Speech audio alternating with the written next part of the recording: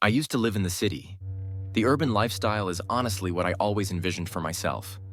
I'm not going to get into it, but after an extremely traumatic experience, I couldn't bear even the smallest noises. I began to hate noise in general.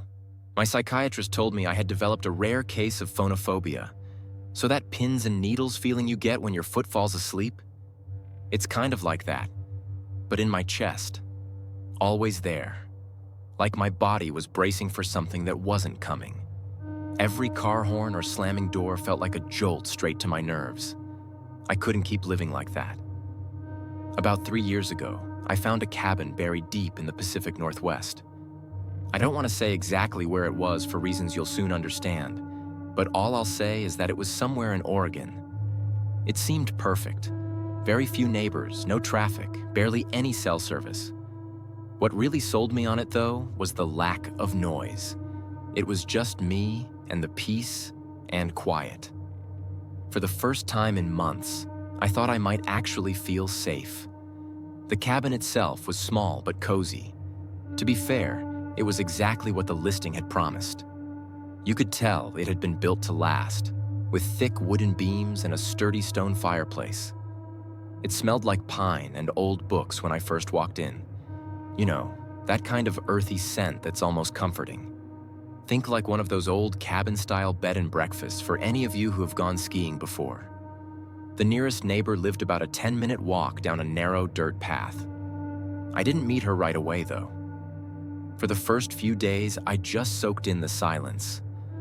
I'd wake up to the sound of birds instead of sirens, and at night, the only thing I heard was the wind brushing through the trees. It was like the whole world had pressed pause, and I could finally breathe again. I did all my work on my laptop, so there really was no need for me to connect with the outside world beyond that. About a week after I moved in, there was a knock at the door.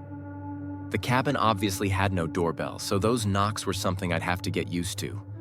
I opened the door, expecting it to be my neighbor, and it was. It was a moderately old woman carrying a basket of preserves, like she just stepped out of a Hallmark movie. She introduced herself as Michelle and told me she lived about 10 minutes down the trail, which didn't sound far at all until you factored in how dense the woods were. I mean, you could get turned around in there just looking for firewood.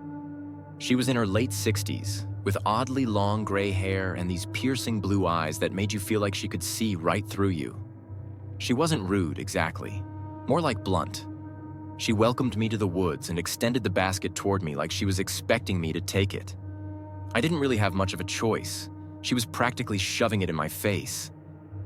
I know it sounds hospitable, but her vibe seemed a little off, if that makes any sense. I grabbed it impulsively, but I admit I had never been treated that way by a neighbor before. It wasn't anything crazy, but it wasn't something I was used to. I thanked her as I took the basket, and she looked at me like she was expecting me to say something else.